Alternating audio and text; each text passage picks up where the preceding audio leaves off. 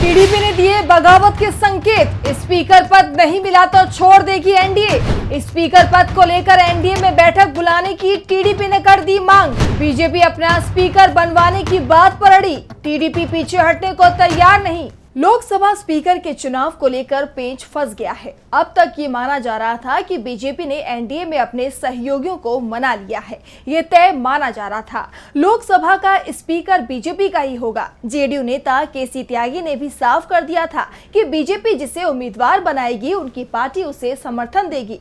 लेकिन अब टीडीपी ने इस मामले में पेंच फंसा दिया है। टीडीपी शुरुआत से ही लोकसभा स्पीकर के पद पर दावेदारी जता रही है और संकेत यहाँ तक मिल रहे हैं कि उसने बीजेपी से दो टूक कह दिया है कि वो इस पर किसी तरह का समझौता नहीं करेगी। दूसरी तरफ इंडिया गठबंधन की तरफ से भी कहा जा रहा है कि अगर टीडीपी सांसद को लोकसभा स्पीकर का पद दिया जाता है तो इंडिया भी उसका समर्थन करेगा, यानी बिना किसी मुश्किल के लोकसभा स्पीकर का चुनाव हो जाएगा। फिलहाल स्पीकर के पद पर सर्वसम्मति से चुनाव मुश्किल लग रहा है। टीडीपी के राष्ट्रीय प्रवक्ता पट्टाभिराम कोमारेड्डी ने कहा कि स्पीकर उम्मीदवार का फैसला एनडीए के सहयोगियों की बैठक में किया जाना चाहिए। आम सहमति बनने के बाद हम उस उम्मीदवार को मैदान में उतारेंगे और टीडीपी समेत सभी सहयोगी उसका समर्थन करेंगे।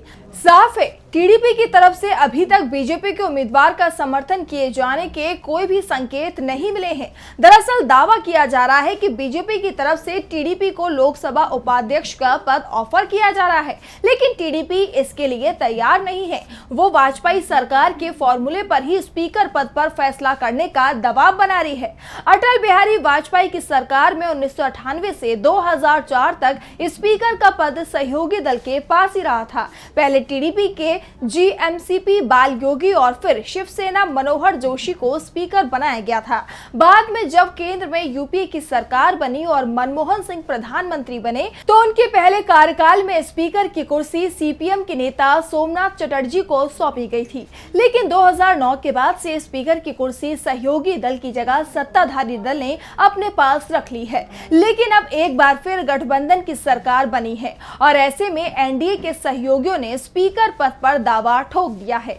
इस बीच शिवसेना यूबीटी के नेता संजय राउत ने टीडीपी, एलजेपी-आर और जेडीयू को इंडिया कैंप में शामिल होने का न्योता दे दिया है। राउत ने कहा कि लोकसभा अध्यक्ष की ये लड़ाई महत्वपूर्ण है। इस बार स्थिति 2014 और 2019 जैसी नहीं है। ये सरकार स्थिर नहीं है। हमने सुना है कि चंद्रबाबू नायडू ने लोकसभा अध्यक्ष पद मांगा है। अगर चंद्रबाबू नायडू ये पद उन्हें नहीं मिलता है तो हम ये सुनिश्चित करेंगे कि उनके उम्मीदवार को इंडिया गठबंधन से समर्थन मिले। राउत ने यहां तक दावा किया कि अगर बीजेपी उम्मीदवार को लोकसभा स्पीकर का पद नहीं मिलेगा तो पीएम मोदी और केंद्रीय गृह मंत्री अमित शाह टीडीपी, जेडीयू और एलजेपी-आर को तोड़ देंगे। साफ है, लोकसभा स्पीकर का मामला अब एनडीए में फूट का बड़ा कारण बनता दिखाई दे रहा है। टीडीपी के तेवर सख्त दिख रहे हैं और इंडिया गठबंधन भी टीडीपी के साथ दिखाई दे रहा है। वैसे इंडिया गठबंधन की तरफ से सरकार के साथ स्पीकर को लेकर सर्वसम्मति बनाने की भी कोशिश हो रही है। इंडिया की तरफ से दावा किया गया है कि अगर सरकार लोकसभा के डिप्टी स्पीकर की कुर्सी विपक्ष को देती है तो विपक्ष भी स्पीकर पद पर एनडीए के उम्मीदवार का समर्थन करेगा, यानी स्पीकर का चुनाव सर्वसम्मति से कराने की कोशिश इंडिया गठबंधन की तरफ से भी की जा रही है। लेकिन जरूरी यह भी है कि लोकसभा स्पीकर के चुनाव से पहले एनडीए गठबंधन एकजुट बना रहे, जो होता नहीं दिख रहा है।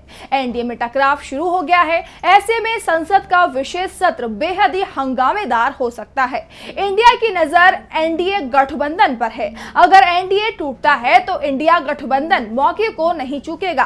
कांग्रेस अध्यक्ष मल्लिकार्जुन खड़गे पहले ही कह चुके हैं कि हम उचित समय का इंतजार कर रहे हैं और समय आने पर हम पीछे नहीं हटेंगे।